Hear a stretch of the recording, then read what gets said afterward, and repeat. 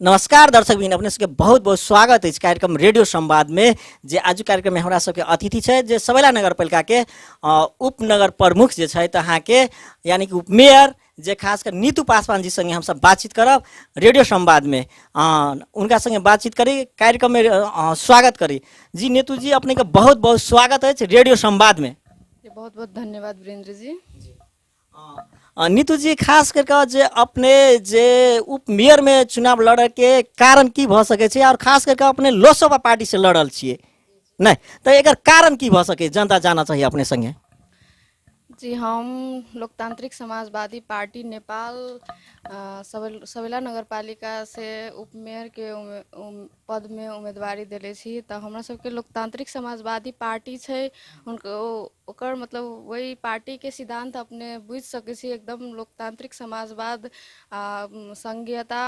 मतलब अही मधेसी जे पार्टी है उनके देन है। वही आंदोलन से अही पार्टी सबके कार्यकर्ता नेता सबके आंदोलन से आज संघीयता अपने सब संघीयता के व्यवस्था में छी देश में। हम उपमेयर पद पर उम्मीदवारी किया दिले छी तो किया तो मतलब ऐसे अगाड़ी जे विगत स्थानीय चुनाव भेल तई के जे उम्मीदवारी सब जीतल हब उपमेयर पद में अखन तली 5 वर्ष कटला के बाद भी अखन तली के जे उपमेयर पद के उम्मीदवार सब देखबे तो मतलब योग्यता क्षमता एहन मतलब कुछो डिसीजन मेकिंग कैपेसिटी नहीं है उनका सब में। तेहन तेहन उपमेयर के उम्मीदवार देख ली जबकि उपमेयर पद के उम्मीदवारी या उपमेयर पद के जे काम कर्तव्य अधिकार सब होइ छै से कहबे तो मेयर से कुछ खासे कम नहीं रहे छै। बहुत अहम भूमिका रहे छै बहुत महत्वपूर्ण काम कर्तव्य अधिकार छै जे कि बढ़िया रूप से जे उम्मीदवार सब उम्मीदवारी देले छै या जे उम्मीदवार जितले छै उनका सब में नहीं देखली कि वही के यूटिलाइज करके कुछ विकास करे चाहे जनता के संतुष्ट करे कह के। तो वही चीज सब वो असंतुष्टि सब नहीं हो कह के तो वही असंतुष्टि के मिटावे के लेल हम सक्षम छी। हम उपमेयर पद के जे काम कर्तव्य अधिकार छै उ सब बुझ के हम बढ़िया से जनता सब में संतुष्टि लाइब सके छी आ समग्र रूप के विकास में से हमरा से सहयोग पुग सकिए। तो वही मतलब वही चीज के आत्मसात करके हम आई उपमेयर पद में सबैला नगरपालिका से अपन हमरा सबके पार्टी है लोकतांत्रिक समाजवादी पार्टी नेपाल तो ई पार्टी से हम उपमेयर पद के उम्मीदवार के मनोनयन द चुकल छी। एक ई बात कहू अपने नीतू जी जे लोकतंत्र ककरा कहे छी जनता जाना चाहिए अपने संगे। जी लोकतंत्र जे अपने सब देख रहल छी अपना सबके जे व्यवस्था में छी देश के व्यवस्था अखनी संघीय लोकतांत्रिक गणतंत्र व्यवस्था है। तो वही व्यवस्था तहत ही जे चुनाव सब भ रहा बा चुनाव में ई पहले जे छल राजतंत्र जेमे कि राजा के बेटा राजा मात्र राजा के बेटे राजा बनते से एगो अथी अभ्यास भ रहल छलै। तो उ चीज नहीं भ क लोकतंत्र में की होइ छै कि जनता सब यदि अहाँ के चाहे तो गरीबों के बेटा गरीबों के बेटी आई सरकार में पहुँच के सुशासन समृद्धि सुरक्षा कायम करके अपन देश के एकदम बढ़िया से चलाब के यदि प्रतिबद्धता है ओकरा में इच्छा शक्ति है बढ़िया विचारधारा है तो उनका जनता चाहे छै यदि तो उ बन सकिए। तो वह अपना सबके खासियत है एगो मतलब कहबी नहीं सुंदरता है लोकतंत्र व्यवस्था के। जी दोसर दिस चली खास करके जे अपने राजनीति में आवे के कारण की भ सके छै। जी राजनीति में कहबे तो हरेक जते भी निकाय सब छै हरेक विकास के पूर्वाधार छै चाहे हरेक जनता छै उ प्रत्यक्ष चाहे अप्रत्यक्ष कहबे तो राजनीति से जुड़ल छै। डायरेक्ट रूप में कहो चाहे इनडायरेक्ट रूप में छै हरेक बच्चा बच्चा राजनीति से जुड़ल छै हरेक प्रोफेशन के आदमी जुड़ल छै चाहे वो डॉक्टर रहे चाहे इंजीनियर रहे चाहे ओवरसियर रहे चाहे कृषि कैलानी रहे। तो वही सब में यदि राजनीति में बढ़िया आदमी बढ़िया शिक्षित बढ़िया क्षमता योग्यता के आदमी सब यदि जे हो अखनी के जे मतलब माहौल चल रहा है भ्रष्टाचारी बढ़ चुकल है वो भ्रष्टाचारी सब ई राजनीति में नहीं बढ़िया लोग नहीं बढ़िया कुकर्म कैल वाला लोग सब आबि के ई राजनीति प्रति जे लगाव हुआ चाहे अखनी के युवा पीढ़ी के से नहीं भ के बहुत उत्साह कम भ गेल छै। बहुते जना मतलब घृणा के रूप में नाली के रूप में गंदा खेल के रूप में राजनीति के लय है। तो वही नई चीज के नाली में हाथ ढुकबै तभी ओकरा प्यूरिफाइड करके ओकरा बढ़िया से अथी कथी कही ओकरा प्यूरिफाइड फॉर्म में ल जाके ओकरा पिए वाला पानी तक बनावे के क्षमता जाले अहाँ नहीं रखबै तो ताले उ पानी गंदा के गंदे रहते। तो से बात है राजनीति। राजनीति में निमन लोग आबि के ओहि में अथी कथी कही ओकरा प्यूरिफाई नहीं करते ओकर चीज गंदा चीज सब छै तेकरा सब पर ऊपर काम क के नहीं हटेते ताले तली राजनीति में नहीं बढ़िया लोग आबि के सब जना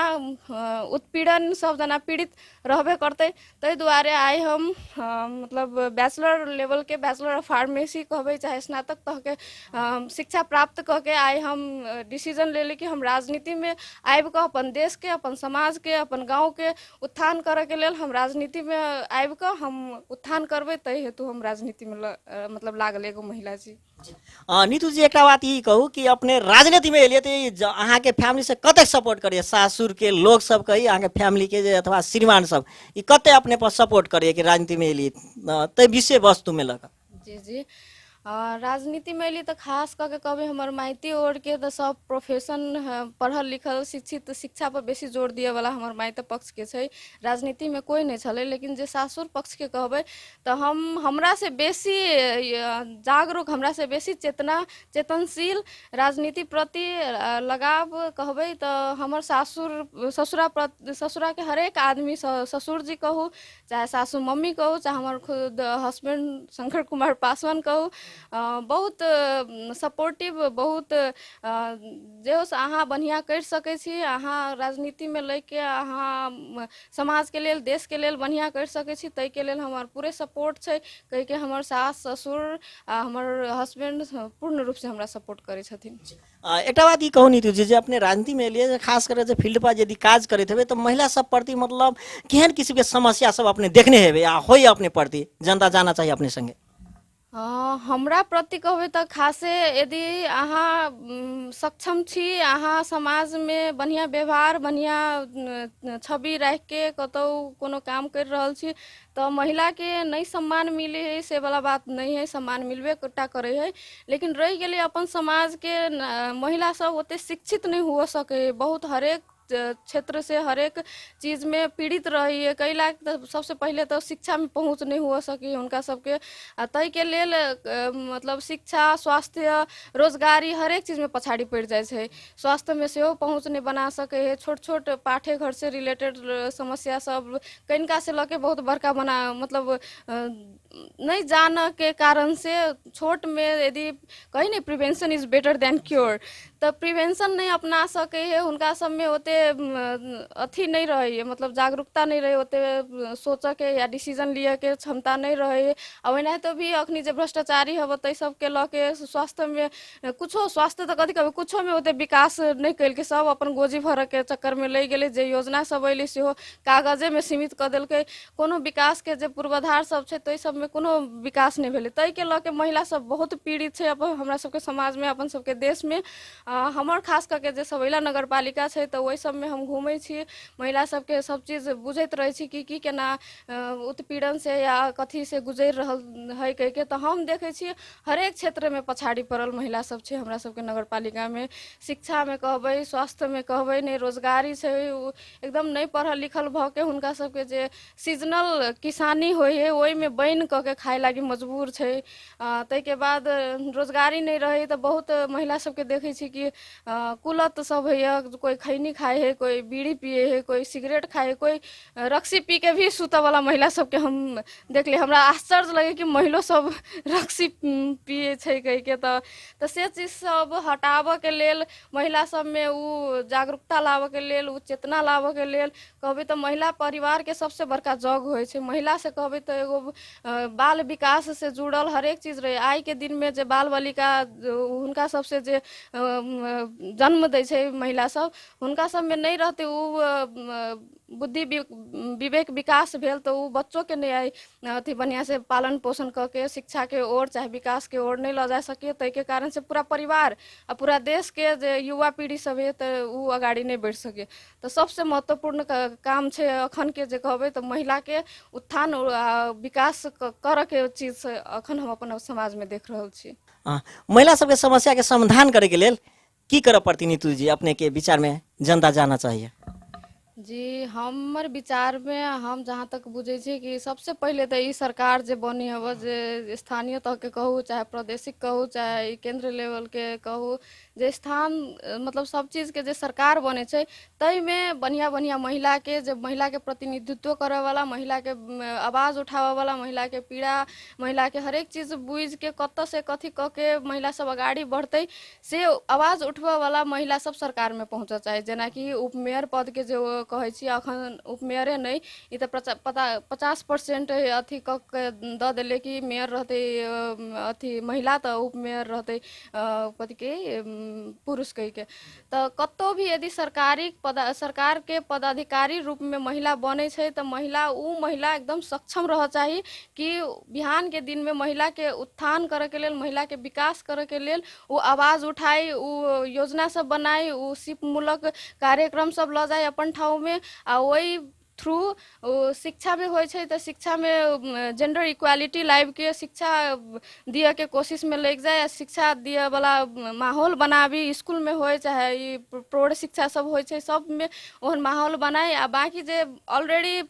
जे अब गुजर गेल वाला जे अथी सब छै पीढ़ी सब छै तो हुनका सबके सिप मूलक कार्यक्रम सब यदि बढ़िया जिका ल जाए छै तो उ छोट छोट जे होई नै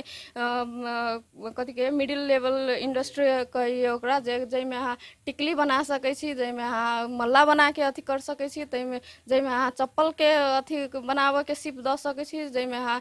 टेलरिंग क के बहुत बढ़िया बढ़िया अपन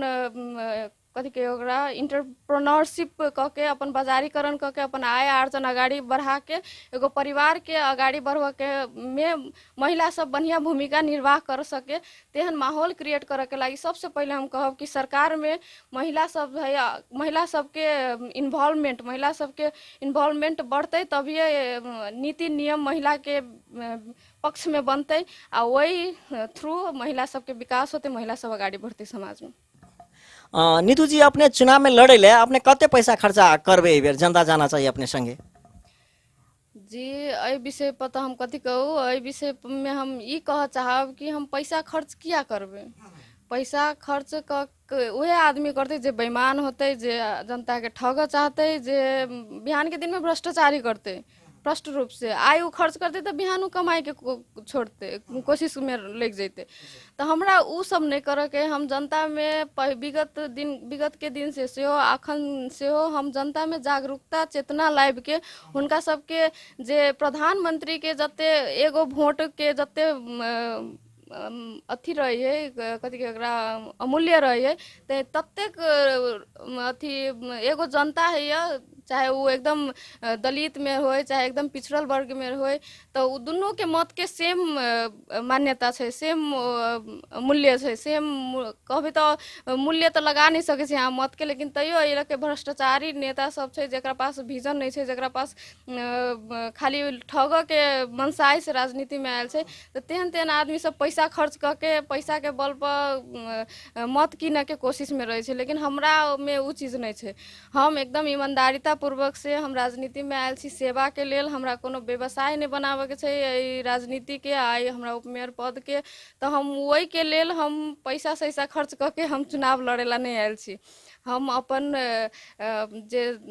छवि छल जनता आयोजन ल के हमर पार्टी में उ रियलाइज केलके कि अहाँ के अपने में उ बात छै कि जनता सबके अहाँ जागरूक करा सकै छी चेतना द सकै छी तो अहाँ अपने लड़ू कह के बात सब अइले तै दुआरे हम उम्मीदवारी द के लड़ लगल छी। जनता सब अपने के वोट किया देती कारण की भ सकिया?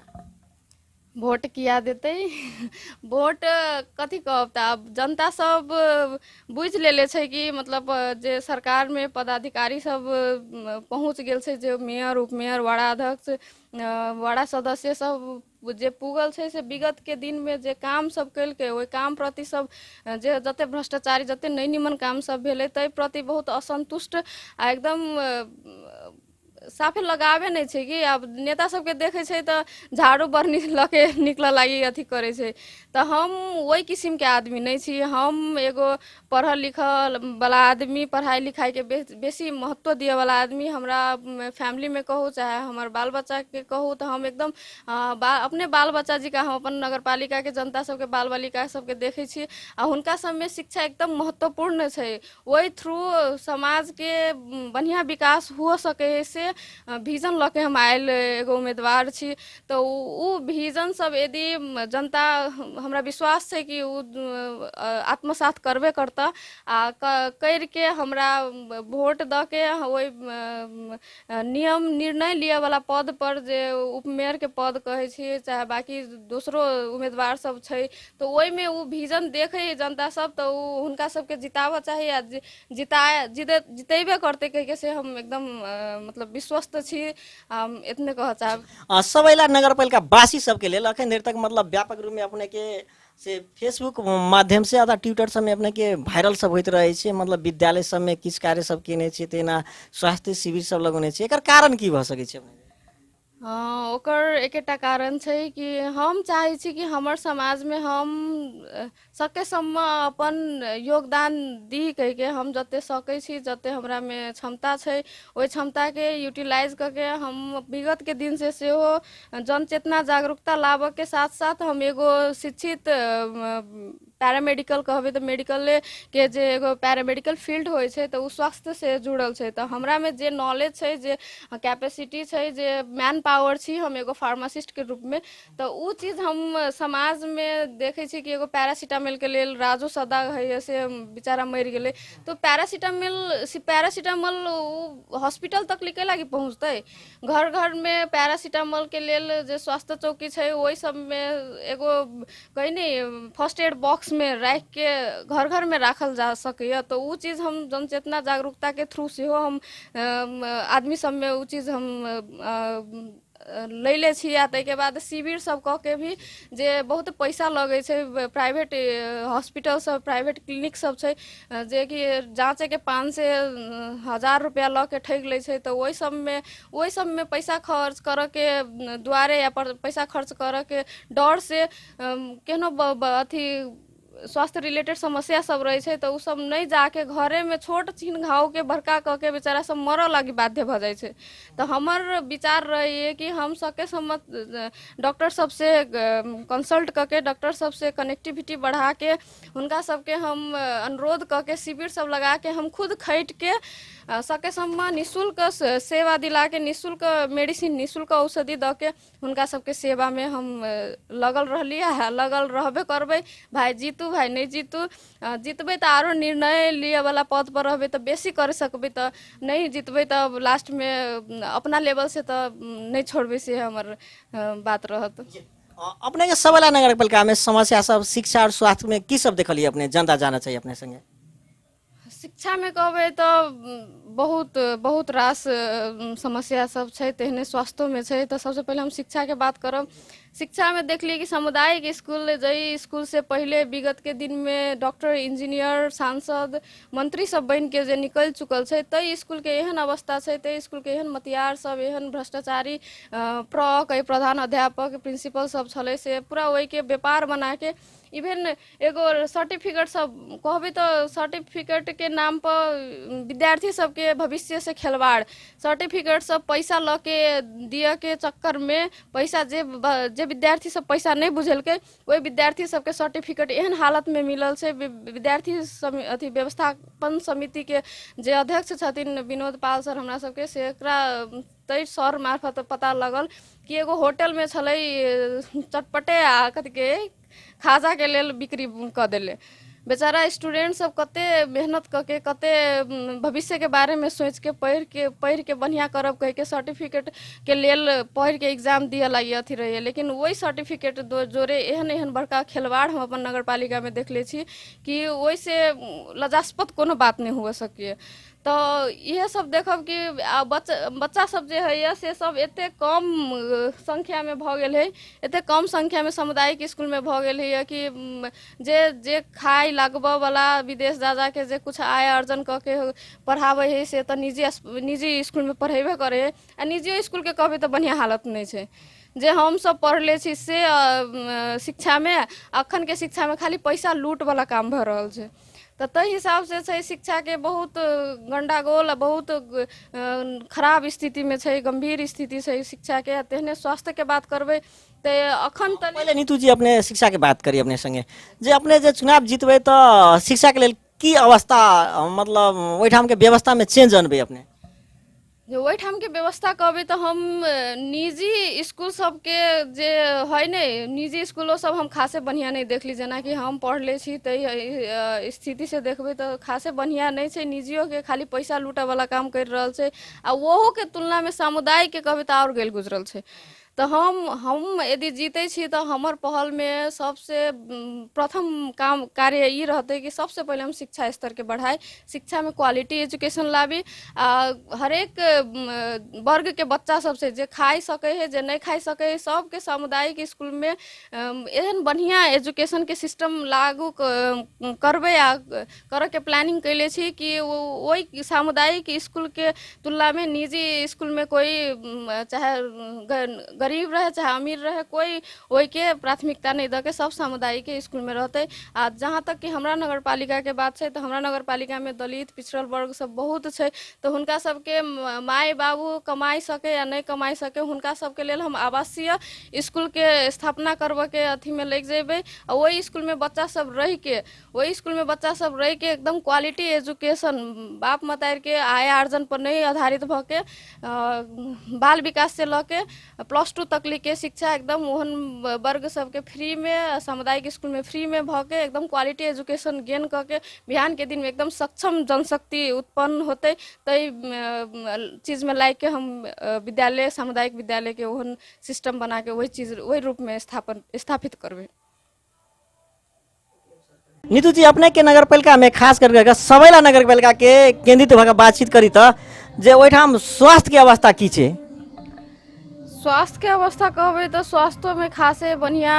कुछ विकास नहीं भेले। जे विकास सब है तो उ सब निजी स्तर से अपना खोल के अपन व्यापार रूप में स्थापना कैले छै कुछ मुछ। लेकिन जे कहबे सरकार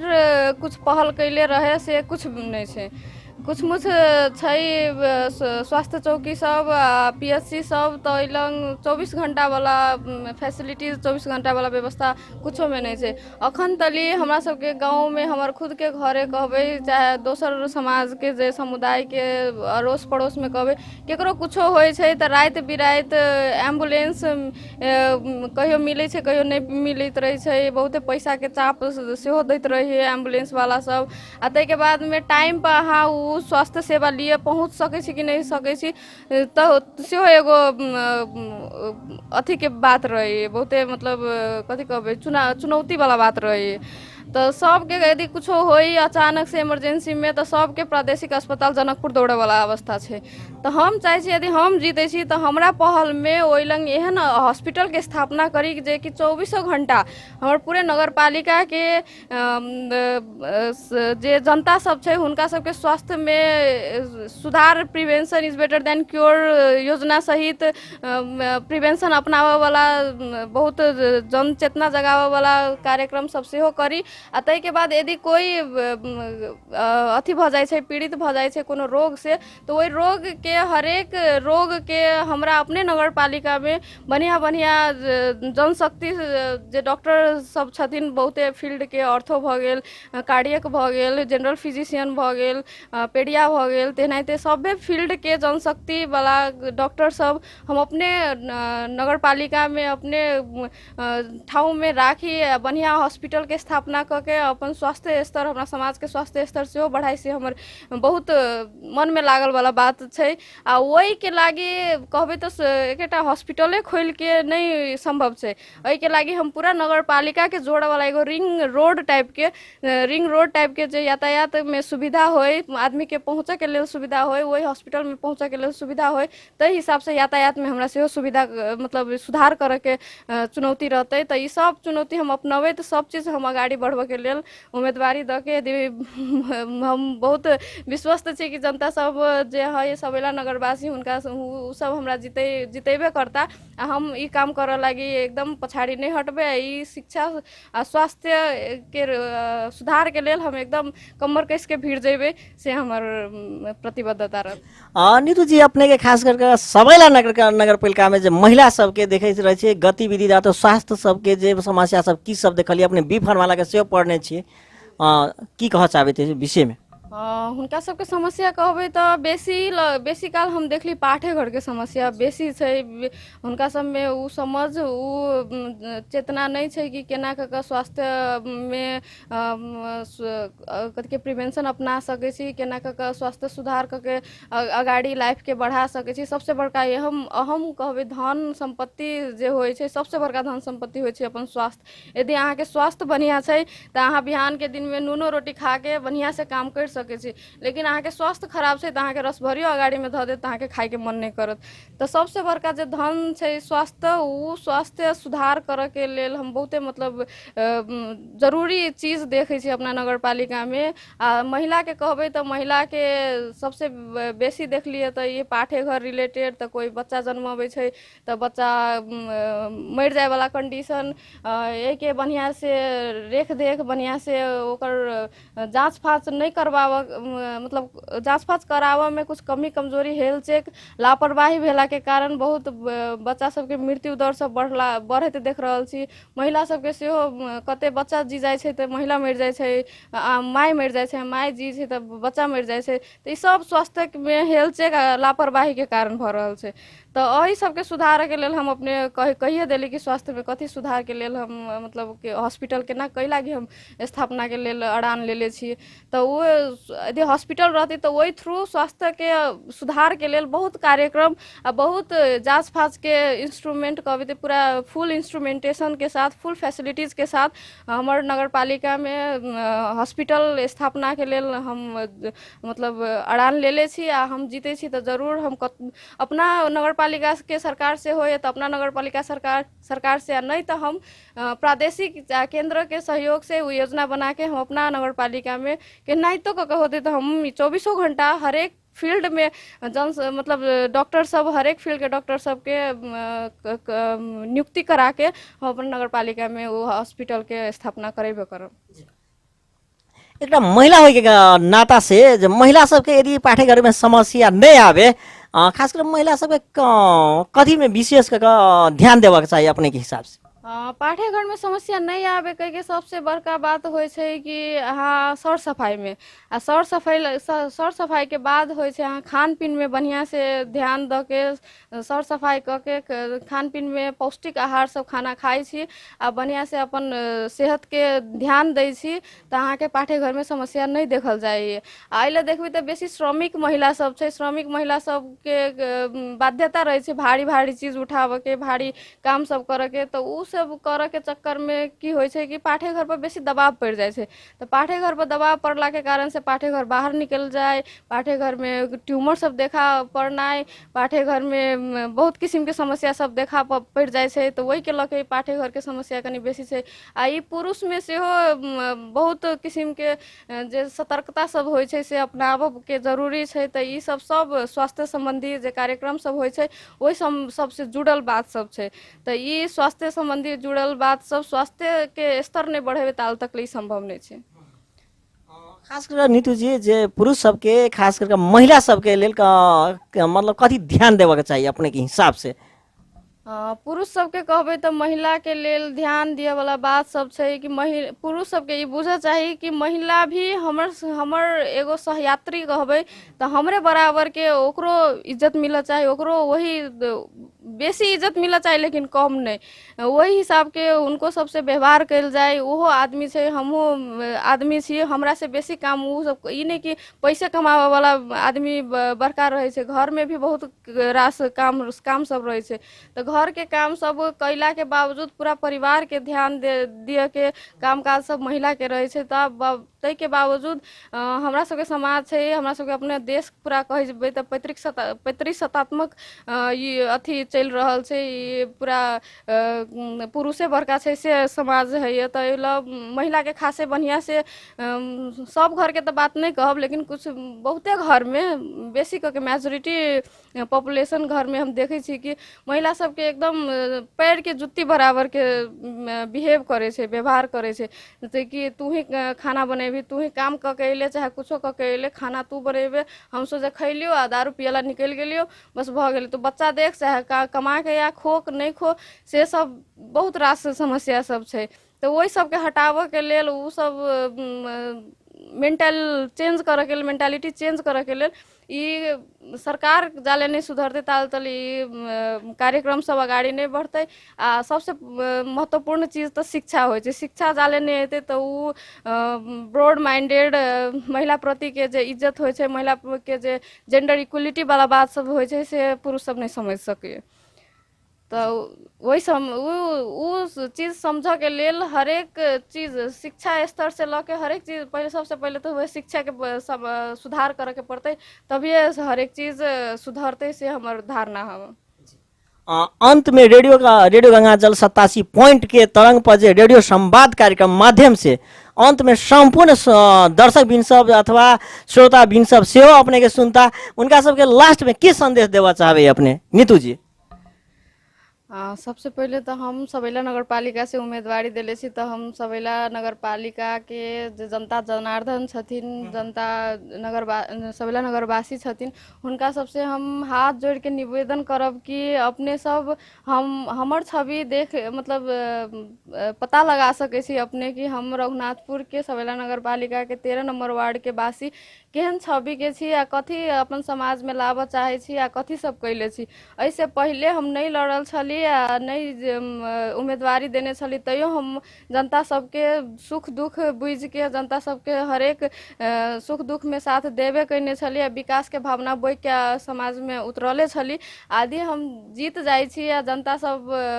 जे सबैला नगरवासी छथिन हुनका सब के वोट से, हुनका सबके अमूल्य वोट से हम जितबेटा करब, से हम एकदम अपने आप में विश्वस्त छी। यदि हम जीते छी तो हुनका सबके सेवक के रूप में हम काम करे के लेल 24 घंटा तत्पर रहब, आ 24 घंटा काम करे के लेल हम मतलब एकदम रेडी फॉर्म में रहब। से रेडियो मार्फत संपूर्ण सबैला नगरवासी के हम जानकारी दिलाबऽ चाहे छी, आ तहिनाते पूरे देशवासी सब में हम कह चाह रहल छी कि स्थानीय तह के चुनाव एकेटा सबैला नगर पालिका में नहीं भ रहल छै, पूरा देश में भ रहल छै। संपूर्ण जनता सब में, संपूर्ण श्रोताबिन, संपूर्ण देश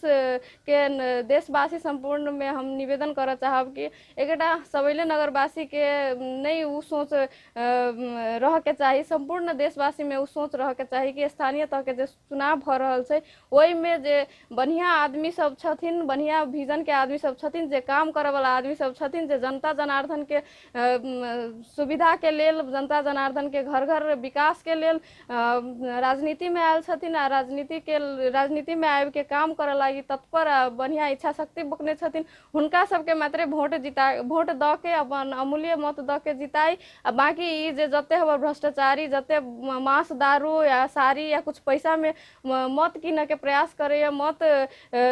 दू कह के अनुरोध करबिए, हुनका सबके चप्पल झाड़ू जूता से मारबे तैयो चलते, हुनका सबके भगाई या बढ़िया आदमी के छनौट करके पूरा देश के आगाड़ी बढ़ाई, कि अपन स्वाभिमान रख के, अपन वोट के नहीं बेच के, अपन मत के नहीं बेच के बढ़िया आदमी के सरकार में पहुंचाई। आ वही से अपन सबके जे हरेक क्षेत्र में जे विकास है से जरूर होबे करते, आ आगाड़ी बढ़ब, समाज आगाड़ी बढ़ते, देश आगाड़ी बढ़ते। तो वह पूरा तहे दिल से, हृदय से अनुरोध कर चाहब। जी दर्शकबिन आज कार्यक्रम में हमरा सबके अतिथि छलह जे सबैला नगरपालिका के उप मेयर साहिबा नीतू पासवान जी तैना हमरा सबके बहुत रास से मतलब साथ सपोर्ट देने छला टेक्नीशियन सुनील पासवान जी कैमरामैन सहित में आज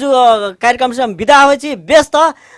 सुनैत रही अथवा देखैत रही कार्यक्रम रेडियो संवाद 87.8 मेगाहर्ट्ज के तरंग पर जे अपने सब कार्यक्रम रेडियो संवाद सुनै छियै अथवा देखै छियै ताहि के लेल बहुत बहुत धन्यवाद दैत आज कार्यक्रम से हम दुनू गोटे विदा होइ छी व्यस्त नमस्कार।